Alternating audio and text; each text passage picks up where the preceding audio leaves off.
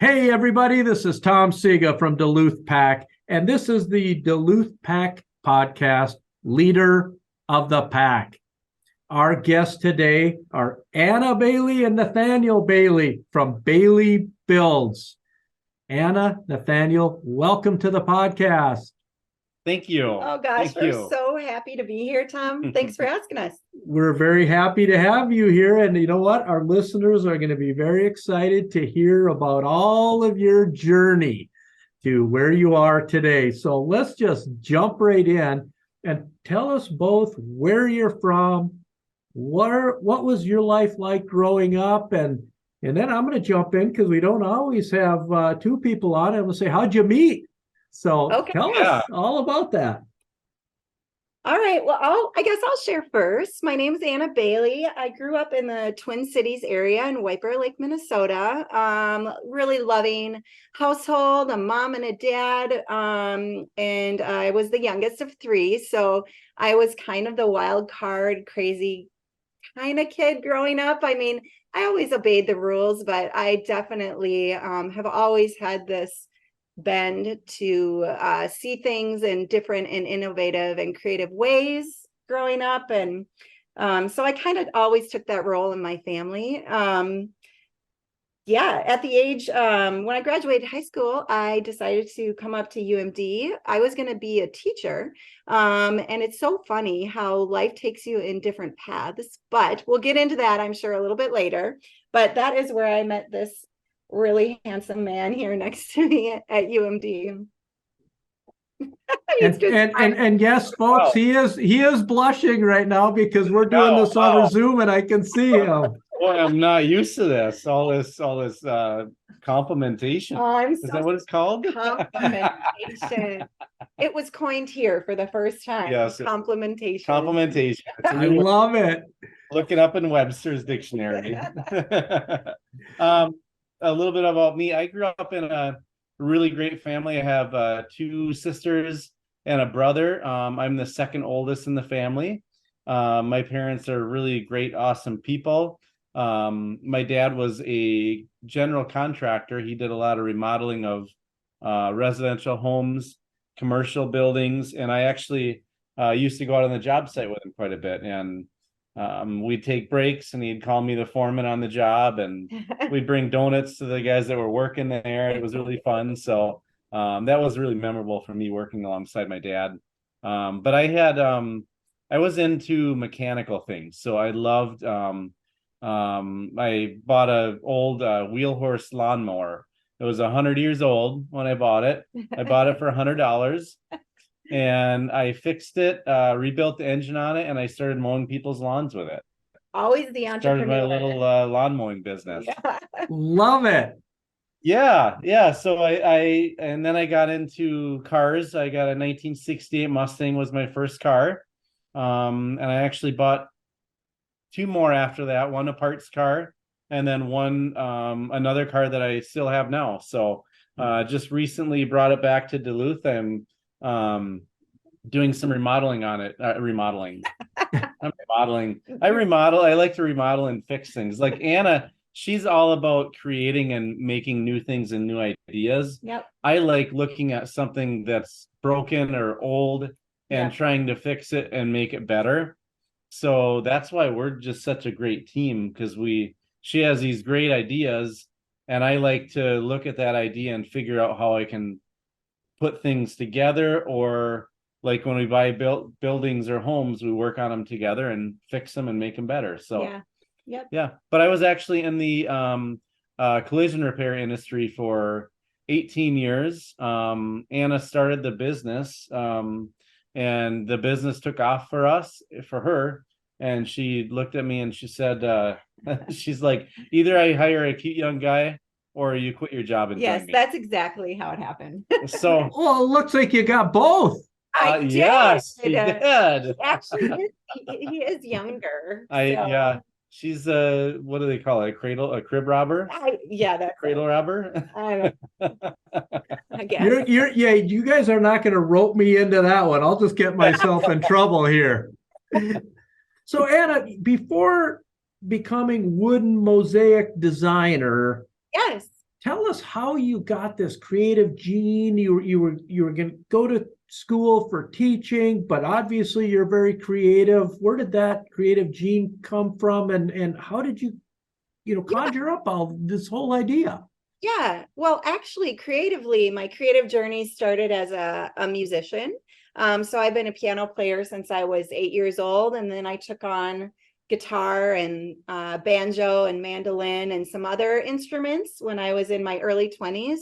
And I started writing music and performing music. And so my creative outlet was music during those early years. And so there is some creative musical genes, but they go back a few generations. Your dad was musical. Yes, that's true. Yes, he would make up songs all the time. Yes. So, and he was actually really good at drawing too. So, I would think most of my creative genes came from my told dad. random stories to the kids. Yeah. Like made up stories and they thought they were true. And yeah. Yeah. I would have to say yes. It was never his job or occupation, but he definitely had that creative gene in him. So Anna, what drove your interest then to woodworking?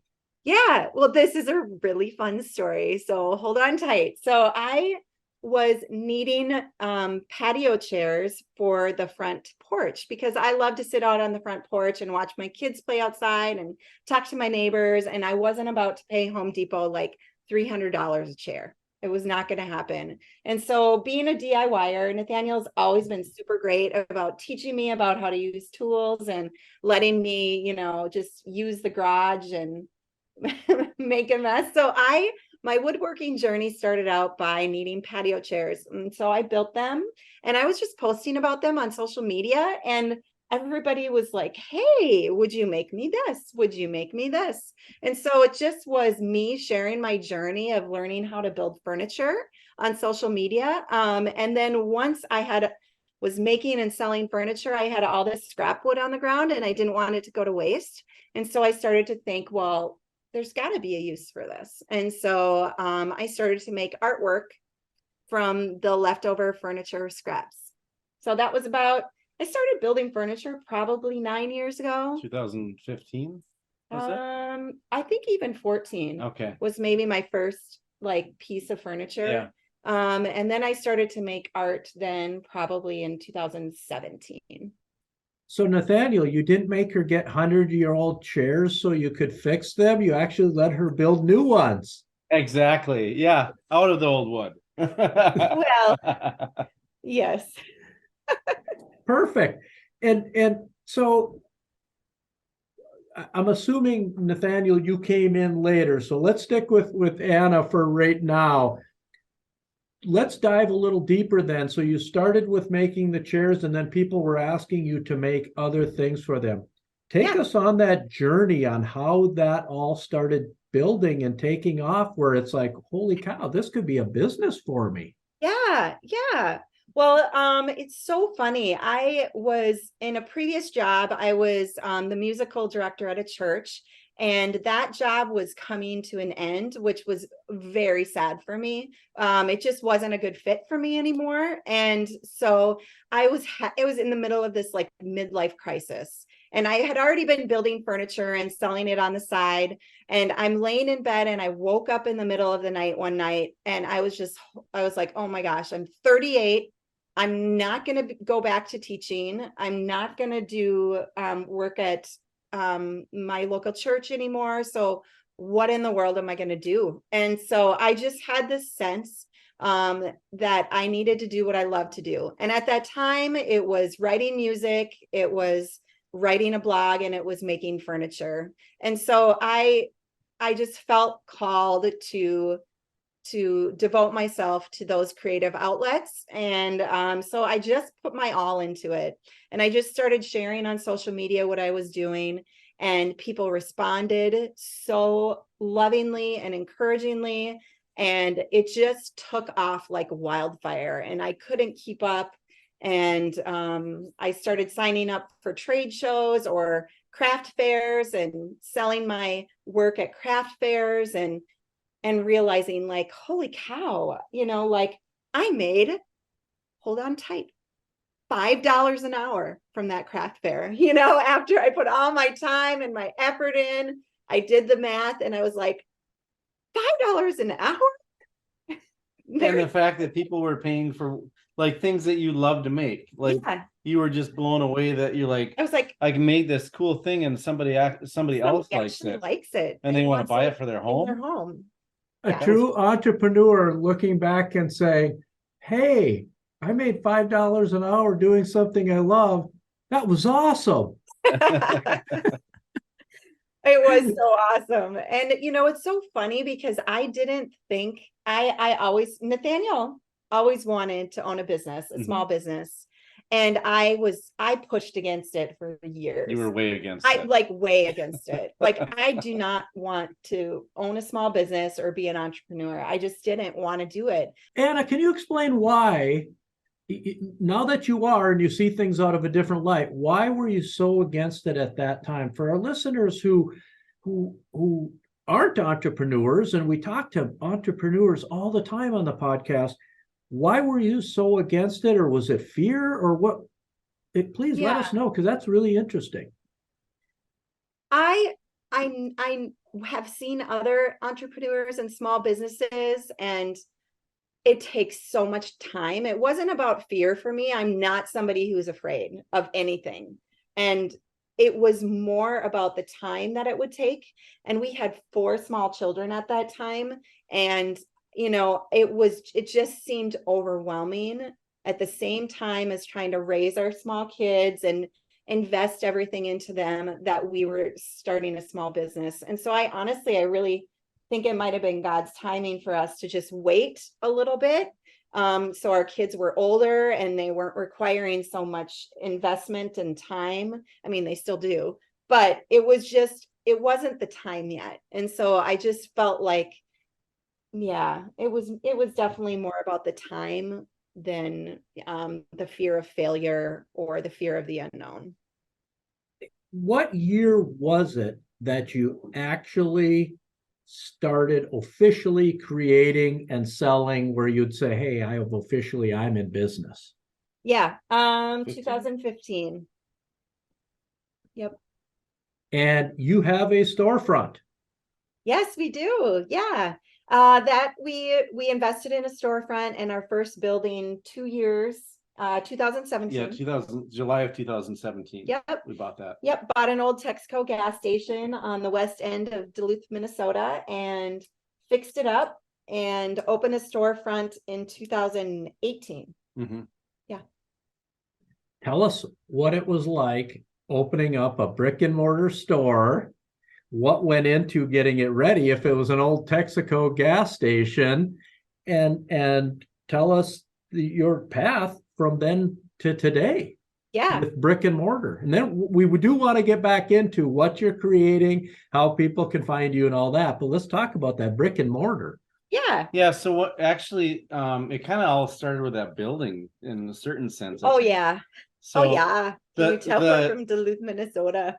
when I was looking to leave the job I was a production manager at a collision repair shop called Arrowhead Auto Body, which were really awesome people. Yeah.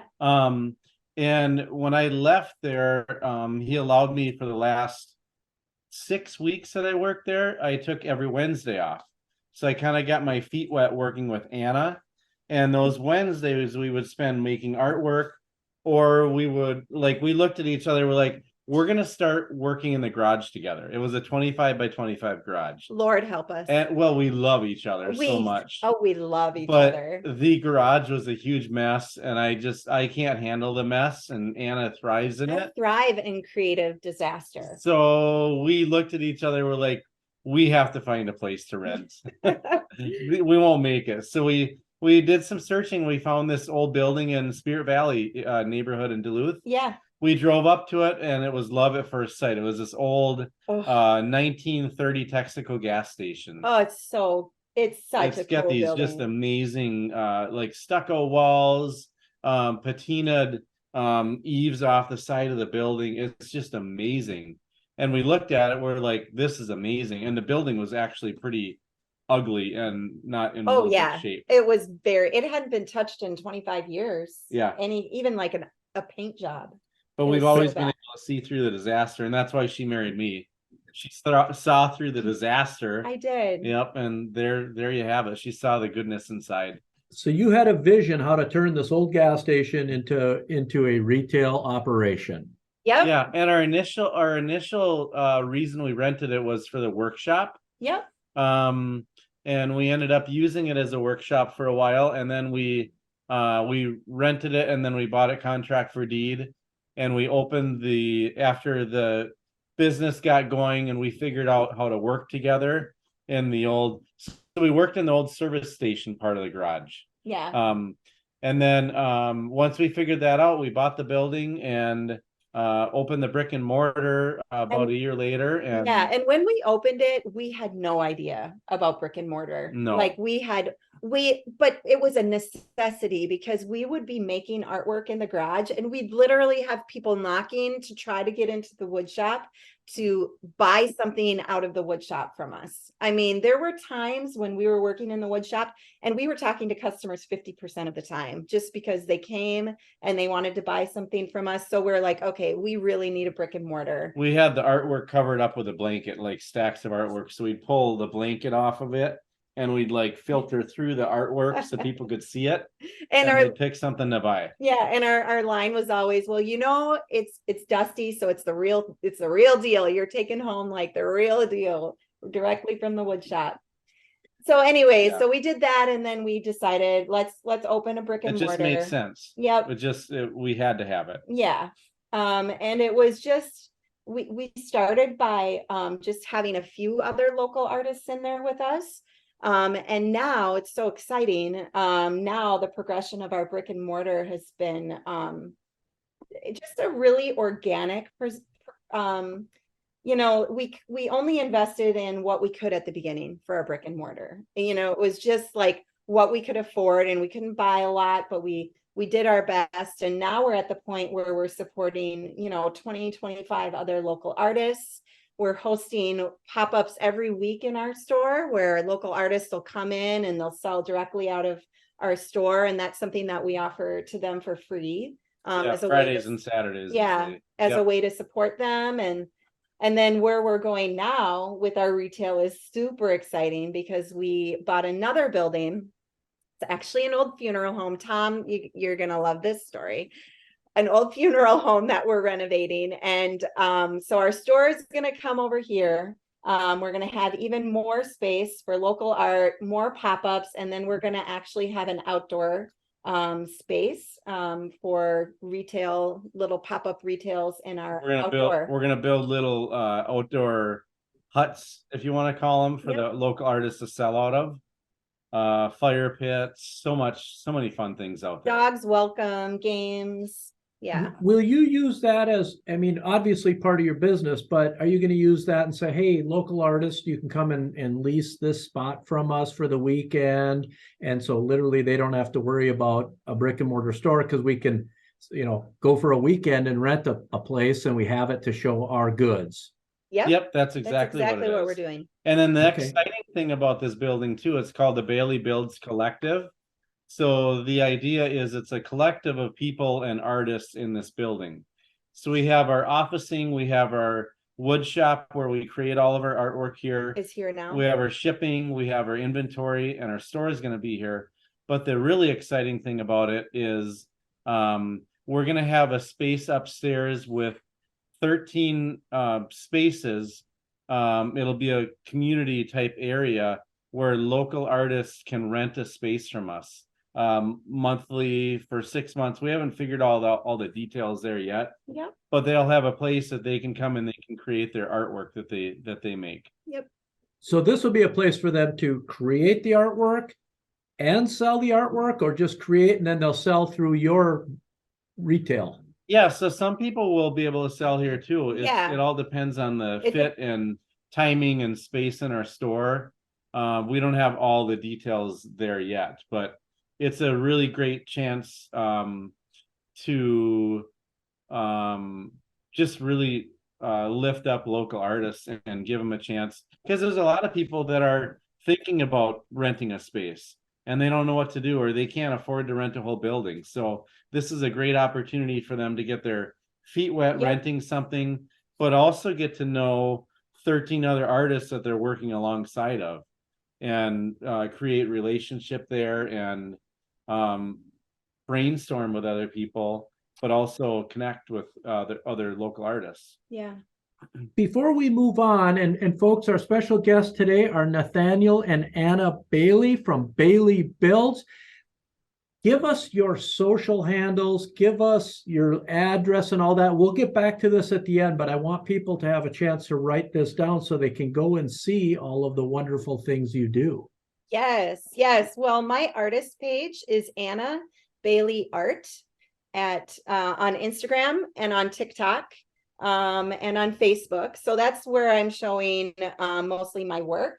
And then we have a bunch of other businesses that like we have an Airbnb in the second floor of our Texaco gas station, and that's called the Bailey Builds Makers Loft. So that's Bailey Builds Makers Loft on Instagram. Yep. And then we have the Bailey Builds Gallery, which is where our store is now, is actually functioning also as a small micro event space. And that's called the Bailey Builds Gallery, and that's on Instagram. And then our retail store is Bailey Builds and Friends on Instagram and Facebook. Do you have a website, a .com website that they can also go to?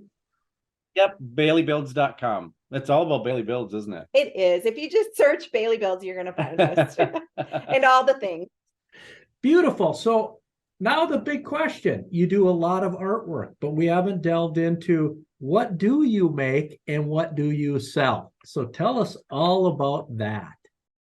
Did you know that America's original manufacturer of canoe and kayak stabilizers was recently featured on Fox and Friends?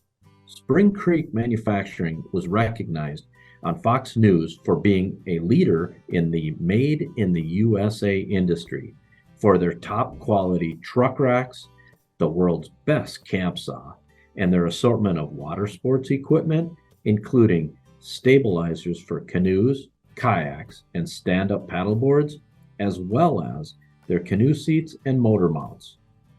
Enjoy an exclusive 15% off, yes, 15% off your next online order at springcreek.com with the code LEADER15, that is LEADER 15.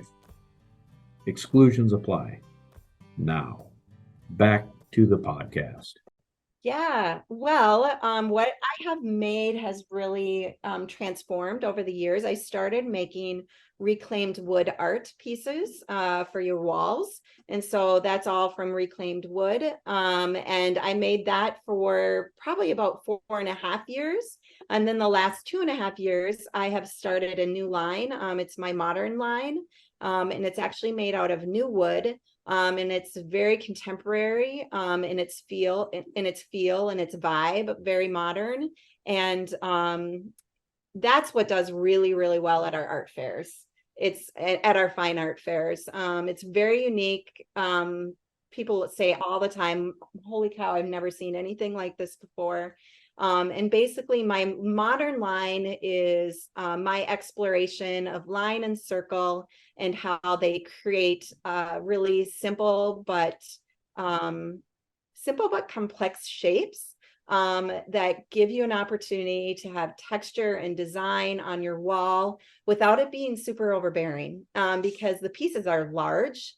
And a lot of times large artwork, if it's photography or if it's portraits, or if it's something like that, it can tend to be like that's the only thing you got going on in your room. And with my work, it's more about texture and movement, and so it's not as overwhelming.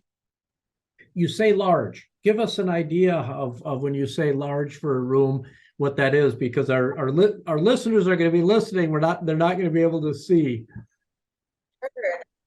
Sure. Yeah, our best seller is approximately 24 by 60. So about a 2 by 5. or a 2 by 6 foot piece. Also a really popular size is a 3 by 5 foot piece. And then we also sell a lot of panels, and so it'll be like multiple 3 by 5 foot pieces together to make one very large installation.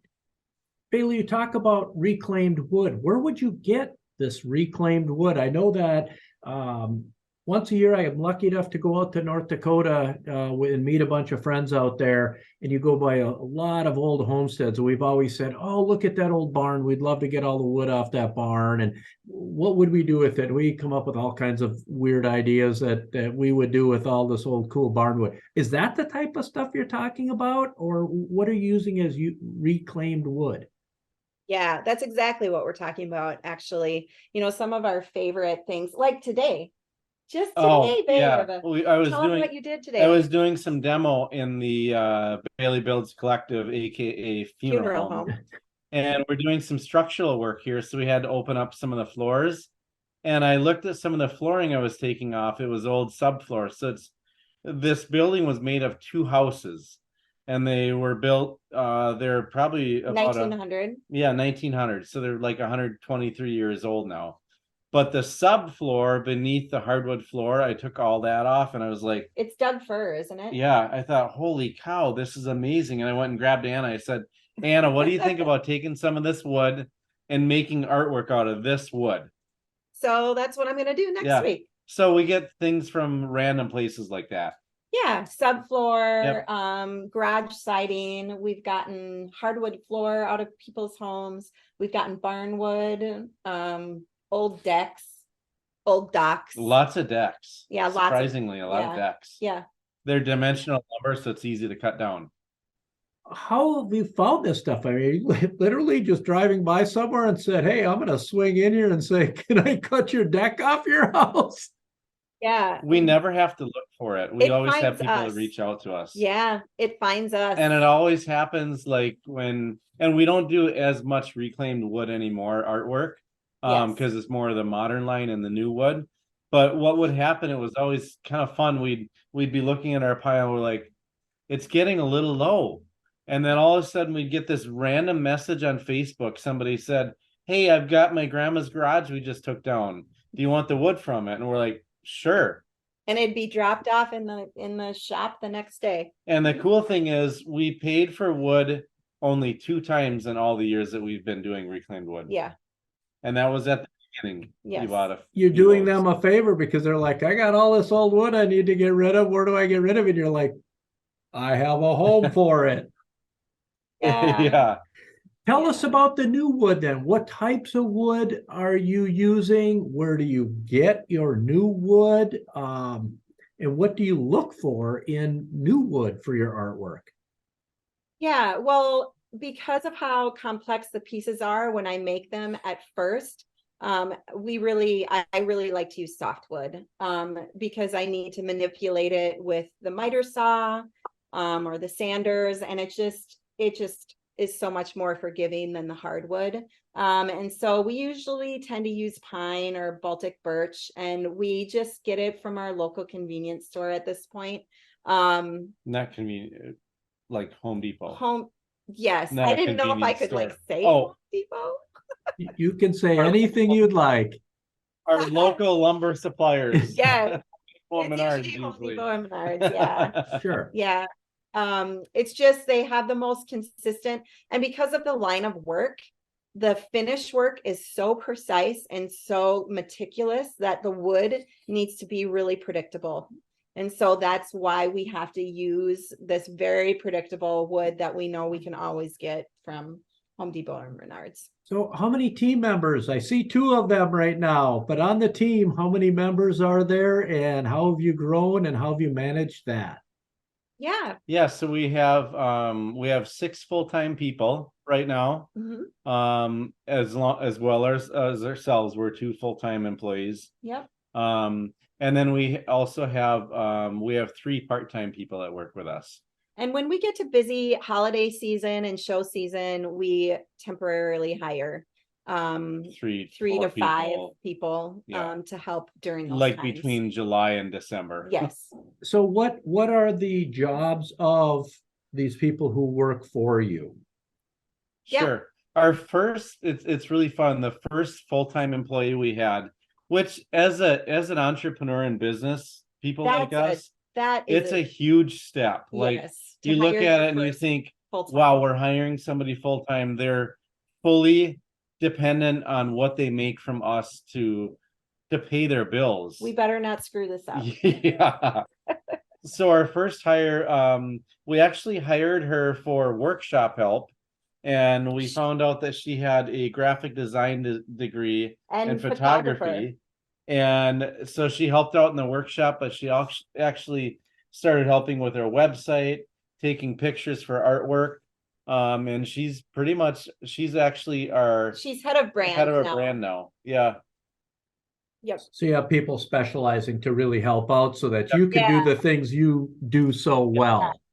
Yeah. And then we have a full-time marketer, and then we have a full-time events and store manager. Then we have a full-time woodshop production, and then full-time person that ships for us. Yeah, full-time shipper, and then we have a full-time oldest son who does everything, do whatever we want him to do. Because he's a family member, right? That's what happens in small entrepreneurial families. Yes. Lucky enough to wear all the hats. And if I understand correctly, there's also a pup involved here. Yeah, we actually have four dogs. Pups. Yeah. Two dogs are our son's dogs. Yeah, they're both Brittany's. Yeah, they graduated from high school and we thought, let's buy him a puppy.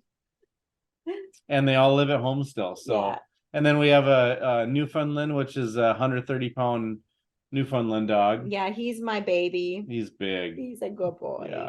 And then we have an Aussie Doodle. So he's a mix of Australian Shepherd and Poodle. Yep. We have a cat too. Cat. We always forget her. Yeah. So for our listeners, let's talk about how it is to be in a family business and working. So you have the two of you, you have your son working in the business. How does that dynamic work? How do you make it work? Yeah. Well, we're really, I think one of the pluses for us starting a business a little later in life is that we kind of worked through our differences just in general. You know, we've been married, almost 24 years.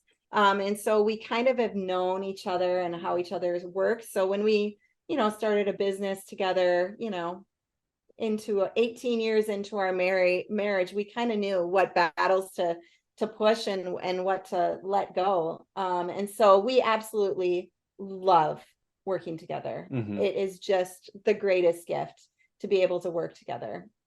Yeah, the biggest struggle is like having with the family working with us too, with our oldest son, is trying not to talk about work at home. Absolutely. Which we're really, really bad about. Sometimes we're not talking about it tonight, then 5 minutes later, one of us will bring it up. And the other one's like, well, we said we weren't going to talk about it. Then 5 minutes later, the other one brings it up. Absolutely. We're horrible. That's our biggest struggle. Anybody has any help, just send all the emails our way, because we are really bad at that. And our kids have actually helped us when they were younger. All of our kids have worked for us. Yes. Our second oldest son worked for us full time for about a year and a half. And then we had our other son helped us a little bit during the summers, and our daughters helped us on and off. They used to help us. They'd go to shows and help us set up and tear down. Sometimes we bring things home, little things when we oversell items. Yeah, like a website launch goes crazy.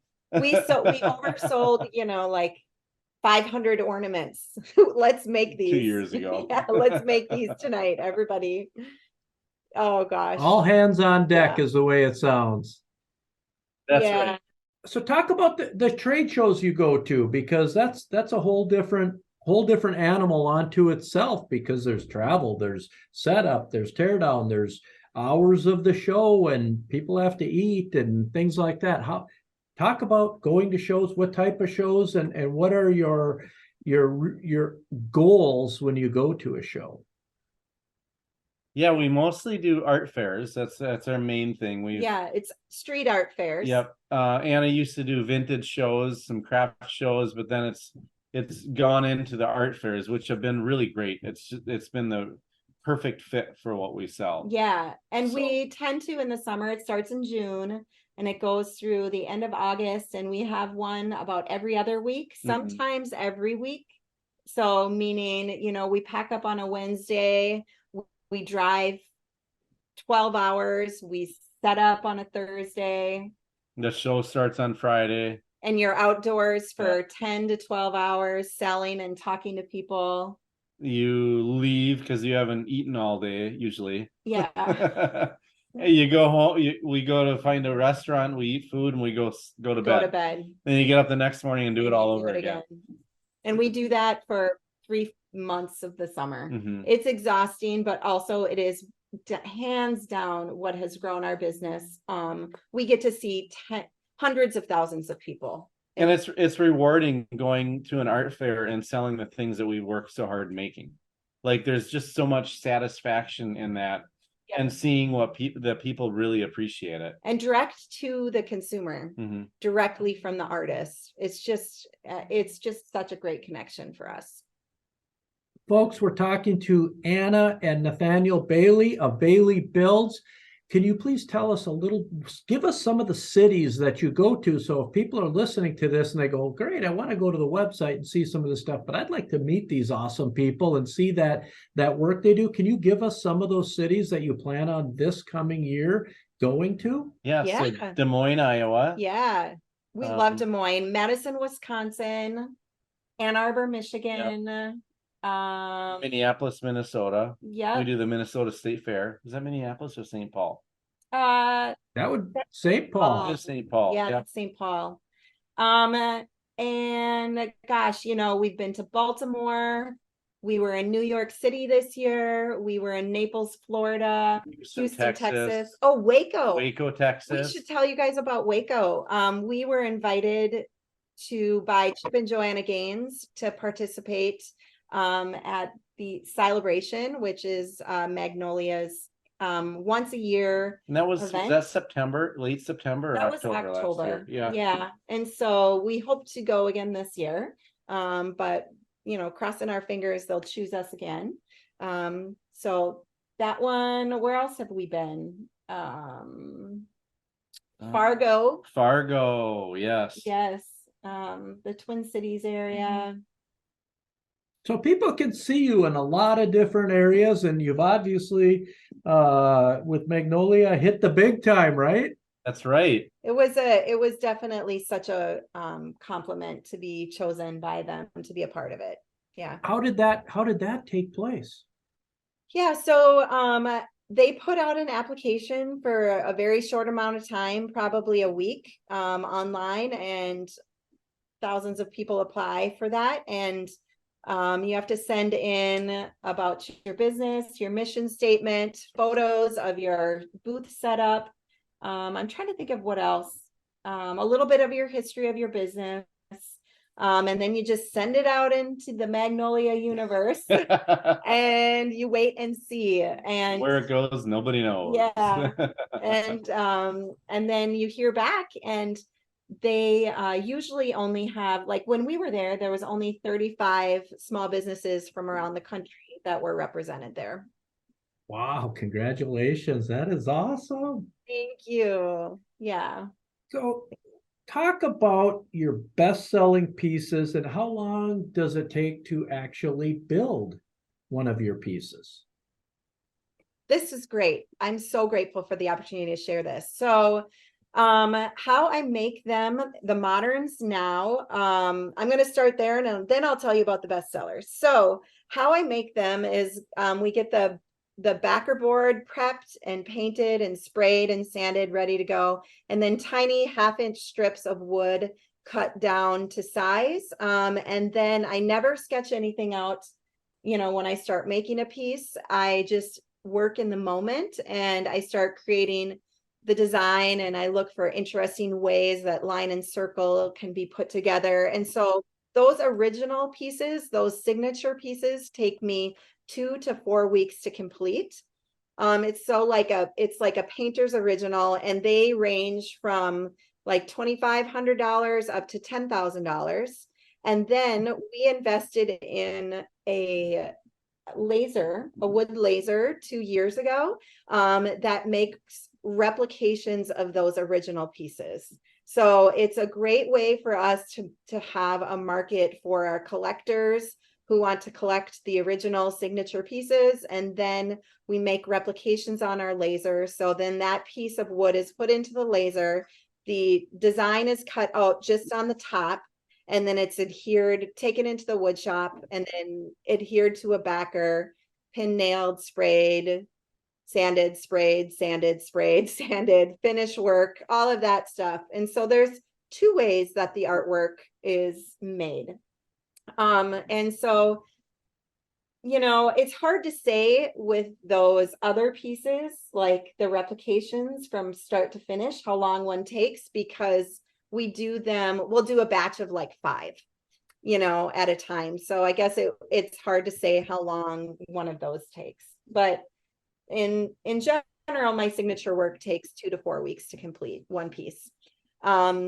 And then our best sellers. What do you think, babe? What do you think are some of our best sellers? I'd say like the best sellers are probably like they're like 40 inches by like 24. Oh, Those- yeah. The those are bigger usually- ones. yeah. Yeah. And they're, they range in different designs. I have a whole Gatsby line that's very Art Deco. I have a more Art Nouveau line that appeals to a different crowd. Then there's also a whole collection that I made as an ode to the Stone Arch Bridge in Minneapolis, Minnesota. Most of those designs are based on the arch form. And they've been popular for 2.5 years now. Yeah, those are very popular. So yeah, I think, but as far as like a size, I think our most popular size is, like you said, 24 by 40 or the 24 by 5 foot or 6 foot piece. When you go into a piece, you said, I really don't go in with an idea of exactly the way it's going to end, but what gives you your inspiration? And during the piece, will you kind of change your creative abilities as you're going? Yes, that's the joy of it. I just love being able to look at a blank slate and just start with the simplest of forms and just allow it to go where it wants to go and create something new that I've never seen before. So usually with every kind of new signature I don't want it to look like anything I've ever made before. So I want to allow myself the time for that piece to just have its own voice and its own direction. So I honestly, I don't steady. A lot of people look at my work and they're like, oh, you must study, Frank Lloyd Wright, or you must study, all this. And I don't actually. I feel like, because then it's not uniquely mine. I would rather just uniquely come up with the designs that the world has never seen before. And so that can take some time. Like I'll be making a signature and I'll hit a wall for like 3 days and I'll just put it aside. Sometimes you'll change it 3 or 4 times. Yes. Yeah. I'll put it aside and I'll take pictures and videos and I'll study it and at home again. Yeah. At home. Honestly, it's so fun. My best ideas come when I'm doing mundane tasks, like the dishes or the laundry, or it just is like I'm doing something with my hands that keeps me busy. And then my mind can really focus on the direction of the new piece that I'm working on. Well, you can come over and help me clean my garage and you'll get all kinds of inspiration for creative ideas, Anna. Hey, now. I see. So for both of you, Anna and Nathanael, what's a typical day look like? Because your business is so different than so many of ours. Yeah. It is so different. Like we often look at that, we're like, man, sometimes it'd be nice to have this, like we go to work and we do this the whole time. And like honestly, every day is different. So different. Yeah, like today, for instance, I came in, I talked to my team members about working on our email flows and our marketing flows, chatted about that, got some ideas. We've got a Mother's Day event coming up, and we brainstormed that for a little bit. And then I went down and I was prepping. We do some like classes for people, local classes. So I went down to the wood shop and I prepped all the backers and the pieces for the classes. And then right after that, I went live on TikTok and I made a commission. And now here I am talking to you. So that was my day today. So a very full day. Nathaniel, so you just do the same thing every day. No day changes, right? Well, every day is a little different for sure. Yeah. So like today I came in and I had to get some material for the project we're working on in the building today. So I worked on that. I keep my son going on projects today, working with a contractor here that's helping with a structural. Met with the structural engineer today. We had some things that came up with a building that were like, oh goodness, I can't believe that beam has not been held up by anything underneath it for 50 years. Yeah. Like there's a small 1/4-inch piece of plywood that's holding a whole wall up. Oh Lord. So running into things like that for sure. And then some days, then I met with another contractor here. We're getting some bids on the building. And then it's just a matter of like, I've shifted over to working on the building right now. Yeah, we got I used to do a lot of helping the artwork, but in the last couple months I've shifted. Yeah. But I do a lot of just like, if there's troubleshooting things with the business or building or equipment around the shop, I do that as well. And just we're kind of just jack of all trades. So Is definitely it always like this, Tom? Because this is exhausting. No, we were here to learn about you. I'm not exhausted at all. I'm just writing notes everywhere. This is really fun. How about let me go a different direction with this thing? Imitators, imposters, do you have them out there? People who love what you do and they go, oh, we're going to try to copy what she does. And you worked so hard building your business. Yeah, so people. many. And it's, at first I got pretty defensive about it just because I had worked so hard to be innovative. But that honestly wasn't good for my mental state to have that kind of posture about it. And so now it's my goal to be the trendsetter, and I'll just let everybody follow along. And if there's I'm making such intricate work now that I haven't, since in 2.5 years, I haven't seen anybody copy it. No, there's been been a couple. Mm-hmm. But with the most part, how intricate the work is now, it's not as copyable. So that's flattery. If anyone wants to copy what you're doing, that's flattery because they must love what you're doing. So absolutely. I guess I would say congratulations. Well, thank you. Yeah. Let's talk about expansion. What's the future hold? Yes. Well, the big thing is this is our year of finishing projects, buildings, getting systems in place. So like this building is huge that we're working on right now. We're so passionate about our city. Yeah, we just love our city. Duluth, Minnesota. You guys got to come visit. It's amazing. Yes. And we just really want to get this building open and ready for the community to enjoy, and a place that we can support other local artists in a tangible way. So that's gonna happen this year. Yeah, absolutely. We've talked about it for a long time, and it's like we can see the light at the end of the tunnel in being that tangible thing for the city of Duluth and the local arts. So when we don't know after that, I mean, we're always open. Every year there's something new that comes up, and we shift as a business because you have to. If you're not shifting and doing something new, you're falling behind, is kind of what our mindset is. Yeah. So it's my goal as an artist. I would like another opportunity for a nationally known platform. So that's kind of a goal in my mind. And so I've been working towards that, trying to get my name out. We've got a couple conversations with a couple big brands. And so as a goal, I would love to have like a line with some really large brand at some point, an Anna Bailey line. That's awesome. What a great goal. Thank you. So, folks, we're talking to Nathanael and Anna Bailey from Bailey Builds. Give us those handles again for all of your social and your website so everybody can come and see what you're talking about today. Okay, so you guys hold on tight. Pay attention. There's a lot of them because we're doing a lot of things. Okay, Anna. Start with the busiest ones first. Yeah, the busiest The ones. biggest, yeah. So Anna Bailey Art on Instagram, on TikTok, and on Facebook.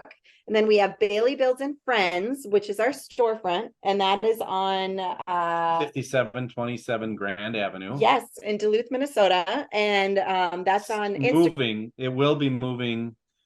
We have another building that we're moving it to, and that will be 601 North 56th Avenue West. Yes, and that is also the Bailey Builds Collective. So if you search that on Instagram, that is AKA the funeral home remodel that is going to be turning into an artist haven for our city. And then we also have the Bailey Builds Gallery, which is our micro event space. And then we also have, last but not least, the Bailey Builds Makers Loft, which is our Airbnb. Holy cow, that's a mouthful. I know. The cool thing about the Airbnb is we actually have local made art on the walls and artwork and products that we have made, and it's actually all for sale. So people can actually take their favorite mug and they can bring it home, and they can pay us through PayPal, or we have an iPad that we're trying to get set up there where they can actually pay for it and take it home if they like it that much. Yeah. So that's a really unique thing that we have going on up there too. Perfect. So we're going to pivot here. This next segment, we ask some rapid fire questions. We call it our packed questions segment.